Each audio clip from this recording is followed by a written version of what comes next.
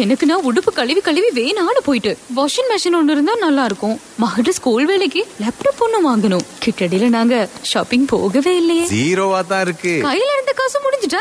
இல்ல peoples credit கார்டுல வாங்கினா வட்டி இல்ல. தற்போது பீப்பிள்ஸ் பேங்க் கிரெடிட் கார்டு மூலம் நீங்கள் விரும்பிய பொருட்களை கொள்வதோ செய்து 3 வருட காலம் வரை வட்டியின்றி மீளச் செலுத்துங்கள். இச்சலுகை தெரிவு செய்யப்பட்ட விற்பனை நிலையங்களில் டிசம்பர் 31 வரை மட்டுமே. மேலதிக தகவல்களுக்கு www.peoplesbank.lk இணையத்தை நாடுங்கள். இன்னும் சில வினாடிகளில் எமது செய்திகளை நீங்கள் கேட்கலாம். பீப்பிள்ஸ் பேங்க் கிரெடிட் கார்டு மூலம் நீங்கள் விரும்பிய பொருட்களை கொள்வதோ செய்து வட்டியின்றி மீளச் செலுத்துங்கள்.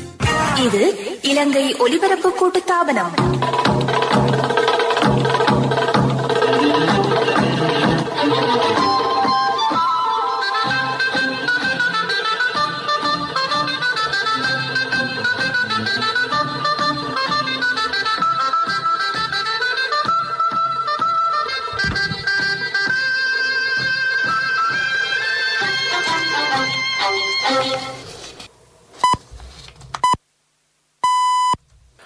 நேரம் 12:45.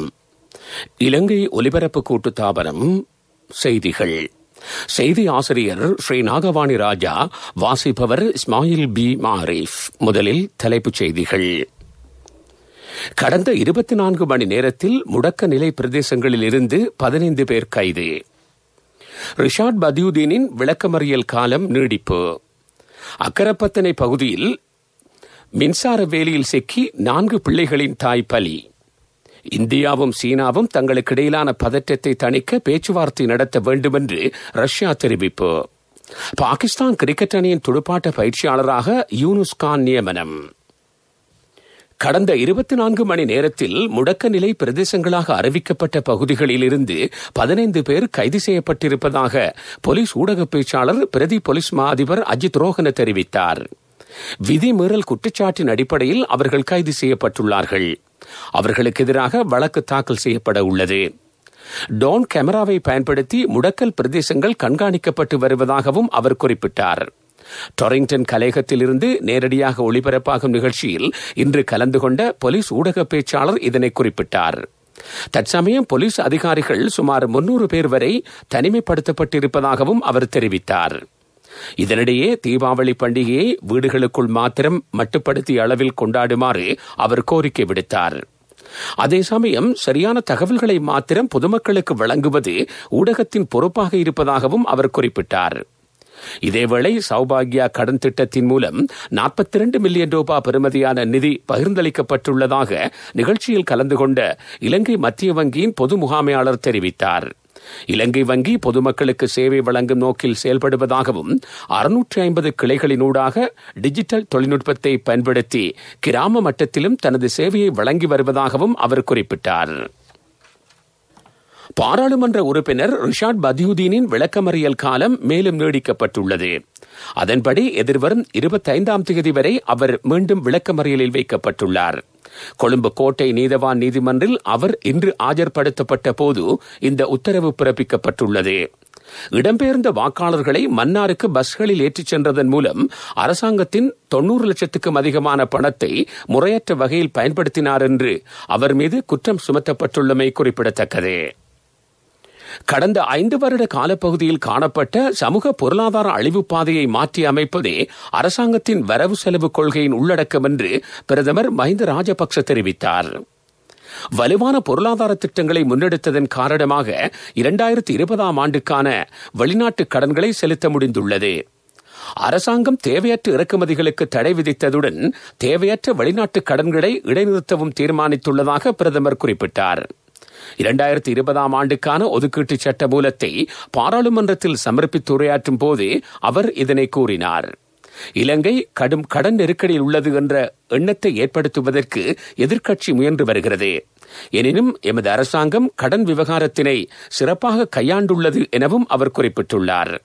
எமது நாட்டில் நவீன பொருளாதாரம் ஒன்றை கட்டி எழுப்புவதற்கான யோசனைகளை முன்வைக்க இருப்பதாகவும் பிரதமர் தெரிவித்தார். நீங்கள் கேட்டுக்கொண்டிருப்பது இலங்கை ஒலிபரப்பு கூட்டுத்தாபனத்தின் செய்திகள். பீப்பிள்ஸ் பேங்க் கிரெடிட் கார்டு மூலம் நீங்கள் விரும்பிய பொருட்களை கொள்வதோ செய்து வட்டியின்றி மீளச் செலுத்துங்கள்.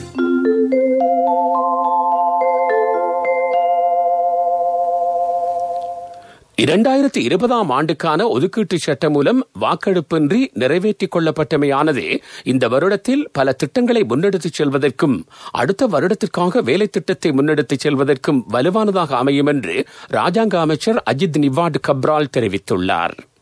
இலங்கை ஒலிபரப்பு கூட்டுத்தாபனத்தின் சுபாரதி நிகழ்ச்சியில் கலந்து கொண்ட அவர் இதனை குறிப்பிட்டார். இதனிடையே 2021 ஆண்டுக்கான ஒதுக்கீட்டு சட்டம் மூலம் இதனிடையே 2020 ஆண்டுக்கான ஒதுக்கீட்டு சட்டம் மூலம் திருத்தங்களுடன் வாக்கெடுப்பின்றி நேற்று பாராளுமன்றத்தில் நிறைவேற்றப்பட்டது. ஐக்கிய மக்கள் சக்தி, மக்கள் விடுதலை முன்னணி ஆகிய 2 கட்சிகளும் ஆட்சேபனை தெரிவித்த பின்னர் இந்த சட்டம் மூலம் வாக்கெடுப்பின்றி நிறைவேற்றப்பட்டது. எனினும் தமிழ் தேசிய கூட்டமைப்பு சட்டமூலத்தை ஆதரிக்கவில்லை. இந்த சட்டமூலத்தின் 2ஆம் வாசிப்பு வாக்களிப்பு இன்றி திருத்தங்களுடன் நிறைவேற்றப்பட்டதுடன் 3ஆம் கட்ட வாசிப்பின் போதும் திருத்தங்களுடன் நிறைவேற்றப்பட்டமை குறிப்பிடத்தக்கது. இதேவேளையில் இன்று காலை பிரதமரும் நிதியமைச்சருமான மஹிந்த ராஜபக்சவினால் ஒதுக்கீட்டு சட்டம் மூலம் பாராளுமன்றத்தில் சமர்ப்பிக்கப்பட்டது. அதனைத் தொடர்ந்து வரவு செலவு திட்ட விவாதம் தற்சமயம் இடம்பெற்று வருகின்றமையும் குறிப்பிடத்தக்கது. தற்போது பீப்பிள்ஸ் பேங்க் கிரெடிட் கார்டு மூலம் நீங்கள் விரும்பிய பொருட்களை கொள்வதவு செய்து 3 வருட காலம் வரை வட்டியின்றி மீளச் செலுத்துங்கள். மேலதிக தகவல்களுக்கு peoplesbank.lk இணையத்தை நாடுங்கள். பிரதான செய்தி வழங்குவோர் ஒவ்வொரு வீட்டிலும் இருக்க வேண்டிய வீட்டு வைத்தியர் சித்தாலேப.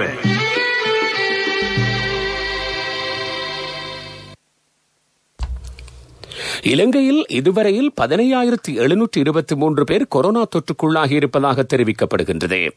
நேற்றைய தினம் 373 பேர் புதிதாக இனங்காணப்பட்டுள்ளனர். இதன் அடிப்படையில் மெனுவாங்குட மற்றும் பாலியகுட கொரோனா கொத்தணியில் தொற்றாளர்கள் எண்ணிக்கை 12,226 அதிகரித்திருப்பதாக தெரிவிக்கப்படுகிறது. அவர்களுள் 1041 பேர் ஆடை கைத்தொழிற்சாலை ஊழியர்கள் மற்றும் 1007 பேர் பாலியகுட மீன் சந்தை பணியாளர்கள். ஏனைய 10,178 பேர் அவர்களுடன் தொடர்பு இருந்தவர்கள் என தெரிவிக்கப்படுகின்றது. இதுவரையில் 10,653 பேர் பூரண குணமடைந்துள்ளார்கள். 5,022 பேர் தொடர்ந்து சிகிச்சை பெற்று வருகின்றனர். இலங்கையில் இதுவரையில் கொரோனா தொற்றுக்குள்ளாகி 48 பேர் உயிரிழந்துள்ளதாகவும் சுகாதார அமைச்சு தெரிவிக்கிறது.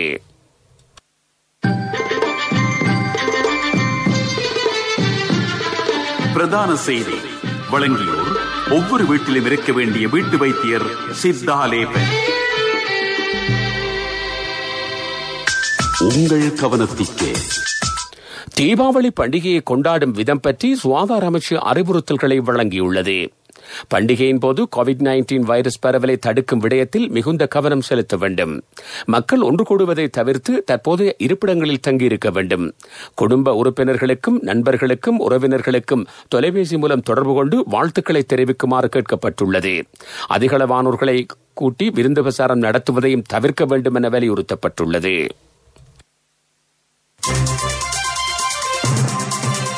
உலகச் செய்திகள்.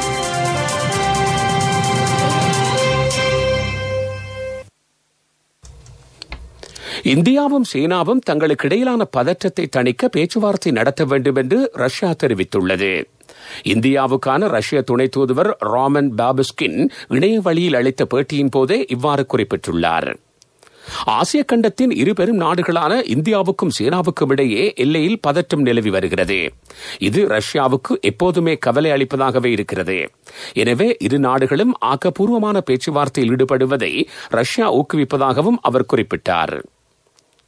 நேபாளத்தில் பயணிகள் பஸ் வண்டியொன்று விபத்துக்குள்ளானதில் 9 பேர் உயிரிழந்தனர். சம்பவத்தில் பலர் காயமடைந்ததாக செய்திகள் தெரிவிக்கின்றன. சாரதி தமது கட்டுப்பாட்டை இழந்த நிலையில் இந்த விபத்து ஏற்பட்டிருப்பதாக தெரிவிக்கப்படுகிறது. குறித்த பஸ் வண்டி வீதியை விட்டு விலகி விபத்துக்குள்ளானது. இந்த விபத்தில் 7 ஆண்களும் 2 பெண்களும் உயிரிழந்துள்ளதுடன் 34 பேர் படுகாயமடைந்த நிலையில் மருத்துவமனையில் அனுமதிக்கப்பட்டிருப்பதாக செய்திகள் தெரிவிக்கின்றன. சுவிட்சர்லாந்தின் ஜெனீவாவில் புதிய வகை வைரக்கல் ஒன்று 26.6 மில்லியன் அமெரிக்க டாலர்களுக்கு ஏலத்தில் விற்பனை செய்யப்பட்டுள்ளது. கடந்த 2017 ஆண்டு ரஷ்யாவின் வைர சுரங்கத்தில் இருந்து இந்த அரிய வகை வைரக்கல் வெட்டி எடுக்கப்பட்டுள்ளது. இதன் மொத்த எடை 14.83 கேரட். முட்டை வடிவில் இருக்கும் இந்த வைரக்கல்லை இயற்கையின் அதிசயம் என அரிதான பொருட்களை சேகரிக்கும் ஆர்வலர்கள் அழைக்கின்றனர். இந்த வைரக்கல் சுவிட்சர்லாந்தின் ஜெனீவாவில் ஏலம் விடப்பட்டது. 16 16 மில்லியன் அமெரிக்க டாலர்களுக்கு ஆரம்பமான ஏலம் 21 மில்லியன் அமெரிக்க டாலர்களுக்கு விலை போயுள்ளது. அபிவிருத்தி செய்திகளுக்கு அனுசரணை. யார் தம்பி கால் பண்ணினது? பவுனியா பெரியம்மா இன்றைக்கு இங்க வராங்களாம். பிரச்சனை இல்ல தம்பி, நாங்க எப்பவும் அரிசி கொஞ்சம் கூடத்தானே வைக்கிறோம். நாங்கள் எப்பவும் மத்தவங்கள பத்தி நினைக்கிறது நம்ம வர்க்குணம். நாங்க மஞ்சி சூப்பர் கிரீம் ட்ரக்க வாங்குறதும் எங்களுக்காக மட்டுமில்ல. கிராமிய குளங்களையும் மறுசீரமைக்கும் நடவடிக்கைகள் ஆரம்பிக்கப்பட்டுள்ளன. நாடளாவிய ரீதியிலுள்ள குளங்களை அபிவிருத்தி செய்யும் வேலை திட்டத்தின் கீழ் இது முன்னெடுக்கப்படுவதாக நீர்ப்பாசன திணைக்கள பணிப்பாளர் நாயகம் தெரிவித்துள்ளார். அடுத்த வருட ஆரம்பத்தில் இந்த நடவடிக்கைகள் முன்னெடுக்கப்படும். தற்சமயம் நாடளாவிய ரீதியில் புனரமைக்க வேண்டிய குளங்கள் தொடர்பில் விவரங்கள் திரட்டப்பட்டுள்ளதாகவும் அவர் எமது நிலையத்துக்கு தெரிவித்தார். இந்த வேலை திட்டத்தை முன்னெடுப்பதற்காக மாவட்டந்தோறும் குழுக்கள் நியமிக்கப்பட்டிருப்பதாகவும் அவர் தெரிவித்தார். வீட்டுல மேலதிகமா ஒரு அறைய கட்டுறது வீட்டாக்களுக்கு மட்டுமில்ல, வாகனம் வாங்குறப்போ நிறைய பேர் போகக்கூடிய ஒரு வாகனம் வாங்குங்கன்னு அப்பா சொல்லுவாரு. காலமா சாப்பாடு கட்டும் போது அம்மா எப்பவுமே கொஞ்சம் அதிகமா கட்டுவாங்க. ஃப்ரெண்ட்ஸ் கூட ஷேர் பண்ண. எப்பவும் மத்தவங்கள பத்தி நினைக்கிறது நம்ம வர்க்குணம். நாங்க மஞ்சி சூப்பர் கிரீம் ட்ரக்க வாங்குறதும் எங்களுக்காக மட்டுமில்ல. 24 மணித்தியாலத்துல யாராலையும் ஒரு வீட்டை கட்ட முடியாது. ஆனா 24 மணித்தியாலத்துல வீட்டு கடன் ஒண்ணு வழங்க NSBயால மட்டும்தான் முடியும். இன்னைக்கே NSBக்கு போங்க. வினைத்திறனான சேவையுடன் தேர்ந்தெடுக்கப்பட்ட கிளைகளின் ஊடாக 24 மணித்தியாலத்தில் கடன் தொகையினை பெற்றுக் கொள்ளுங்கள். NSB கேதொர உங்கள் சொந்த இல்லத்தின் கனவை நனவாக்கிடும். வர்த்தக செய்தி அனுசரணை. தேசிய சேமிப்பு வங்கி உங்கள் பணத்திற்கு பாதுகாப்பான இடம். நாட்டில் சீனிக்கு தட்டுப்பாடு கிடையாதென்று அமைச்சர் பந்துல குணவர்தன தெரிவித்துள்ளார். போதிய அளவு சீனி கையிருப்பில் இருப்பதாக அவர் கூறினார். நிர்ணய விலைக்கு சீனியை விநியோகிப்பது வர்த்தகர்களின் பொறுப்பு. நிர்ணய விலையை விட அதிக விலைக்கு சீனியை விற்பனை செய்பவர்களுக்கு எதிராக சட்ட நடவடிக்கை எடுக்கப்படும் என்று அமைச்சர் தெரிவித்தார். வர்த்தக செய்தி அனுசரணை. தேசிய சேமிப்பு வங்கி உங்கள் பணத்திற்கு பாதுகாப்பான இடம். 24 மணித்தியாலத்துல யாராலையும் ஒரு வீட்டை கட்ட முடியாது. ஆனா 24 மணித்தியாலத்துல வீட்டு கடன் ஒண்ணு வழங்க NSBயால மட்டும்தான் முடியும். இன்னைக்கே NSBக்கு போங்க. வினைத்திறனான சேவையுடன் தேர்ந்தெடுக்கப்பட்ட கிளைகளின் ஊடாக 24 மணித்தியாலத்தில் கடன் தொகையினை பெற்றுக் கொள்ளுங்கள். NSB கேதொர உங்கள் சொந்த இல்லத்தின் கனவை நனவாக்கிடும். விளையாட்டுச் செய்தி. பாகிஸ்தான் கிரிக்கெட் அணியின் துடுப்பாட்ட பயிற்சியாளராக யூனுஸ் கான் நியமிக்கப்பட்டுள்ளார். பாகிஸ்தான் கிரிக்கெட் அணியின் முன்னாள் அணித் தலைவரான யூனுஸ் கான் அண்மையில் இடம்பெற்ற இங்கிலாந்து தொடரில் பாகிஸ்தான் அணியின் துடுப்பாட்ட பயிற்சியாளராக தற்காலிகமாக செயல்பட்டார். அவரது செயல்பாடு சிறப்பாக இருந்ததை அடுத்து அவரை பாகிஸ்தான் அணியின் துடுப்பாட்ட பயிற்சியாளராக பாகிஸ்தான் கிரிக்கெட் சபை நியமித்துள்ளது. இந்த நிலையில் யூனுஸ் கான் 2022ஆம் ஆண்டு அக்டோபர் மற்றும் நவம்பர் மாதங்களில் ஆஸ்திரேலியாவில் நடைபெறும் T20 உலகக்கிண்ண போட்டி வரை அந்த பதவியில் நீடிப்பார் என்று அறிவிக்கப்பட்டுள்ளது. அடுத்த வருடம் டோக்கியோவில் இடம்பெறும் ஒலிம்பிக் போட்டியில் பங்கேற்கும் வீர வீராங்கனைகள் 14 நாட்கள் தனிமைப்படுத்தப்பட மாட்டார்கள் என்று போட்டி அமைப்பாளர்கள் தெரிவித்துள்ளார்கள். 32வது ஒலிம்பிக் போட்டி ஜப்பான் தலைநகர் டோக்கியோவில் அடுத்த ஆண்டு 2021ஆம் ஆண்டு ஜூலை 23ஆம் தேதி ஆரம்பமாகி ஆகஸ்ட் மாதம் 8ஆம் தேதி வரை நடைபெற உள்ளது. இந்த நிலையில் 200க்கும் மேற்பட்ட நாடுகள் பங்கேற்கும் டோக்கியோ ஒலிம்பிக் போட்டியில் 14 நாள் தனிமைப்படுத்தலை அமல்படுத்துவது மிகவும் சிரமம் என்பதால் அந்த நடைமுறை பின்பற்றப்பட மாட்டாதென்று போட்டி ஏற்பாட்டாளர்கள் அறிவித்துள்ளார்கள். விளையாட்டுச் செய்தி கேட்டீர்கள். விளையாட்டுச் செய்திகள். பொருளாதார செய்திகள் அனுசரணை. அண்ணா 32க்கு நீங்க மகளுக்கு தங்கம் வாங்குவீங்கன்னு நான் எதிர்பார்க்க இல்ல. எந்த தங்கத்துக்கு தங்கம் கொடுக்க முடிஞ்சது எந்த LOLC கிரெடிட் கார்டு இருந்ததால. LOLC ஃபைனான்ஸ் கடன் அட்டை உங்களை மேலும் உயர்த்திட. சுற்றுலாத்துறை பாதிப்பால் உலக பொருளாதாரத்தில் ஆக கூடுதலாக 2.8% நஷ்டம் ஏற்படலாம் என தெரிவிக்கப்படுகிறது. ஐக்கிய நாடுகள் சபையின் அங்டாட் நிறுவனம் வெளியிட்ட தகவல்களின் அடிப்படையில் இந்த விடயம் தெரிவிக்கப்பட்டுள்ளது. சர்வதேச மட்டத்தில் சுற்றுலா பயணம் மேற்கொள்வோரின் எண்ணிக்கை ஆக கூடுதலாக 78% வரை குறைந்துள்ளது. இந்த நிலையில் சுற்றுலா ஏற்றுமதியில் 1.2 டிரில்லியன் வரையிலான நஷ்டம் ஏற்படலாம் என்பதை புள்ளி விவரங்கள் வெளிப்படுத்தியிருப்பதாக அதில் குறிப்பிடப்பட்டுள்ளது. பொருளாதார செய்தி கேட்டீர்கள். காலநிலை அறிக்கை. நாட்டின் பல இடங்களில் இன்று பிற்பகல் 1 மணிக்கு பின்னர் மழையோ அல்லது இடியுடன் கூடிய மழையோ பெய்யக்கூடிய சாத்தியம் காணப்படுகிறது. வடக்கு மற்றும் கிழக்கு மாகாணங்களிலும் அம்பாந்தோட்டை மாவட்டத்திலும் கரையோர பிரதேசங்களின் பல இடங்களில் காலை வேளையிலும் மழை பெய்யும். மேல் சபரகமுவ மற்றும் மத்திய மாகாணங்களிலும் காலி மற்றும் மாத்தறை மாவட்டங்களிலும் சில இடங்களில் 100 மில்லிமீட்டருக்கும் அதிகமான பலத்த மழை வீழ்ச்சி எதிர்பார்க்கப்படுவதாக திணைக்களம் விடுத்துள்ள அறிக்கையில் குறிப்பிடப்பட்டுள்ளது. காலநிலை அறிக்கை கேட்டீர்கள். இனி மீண்டும் தலைப்புச் செய்திகள். கடந்த 24 மணி நேரத்தில் முடக்க நிலை பிரதேசங்களில் இருந்து 15 பேர் கைது. ரிஷாட் பதியுதீனின் விளக்கமறியல் காலம் நீடிப்பு. இந்தியாவும் சீனாவும் தங்களுக்கிடையிலான பதற்றத்தை தணிக்க பேச்சுவார்த்தை நடத்த வேண்டுமென ரஷ்யா தெரிவிப்பு. பாகிஸ்தான் கிரிக்கெட் அணியின் துடுப்பாட்ட பயிற்சியாளராக யூனுஸ் கான் நியமிக்கப்பட்டுள்ளார். இத்துடன் செய்திகள் முடிவடைந்தன.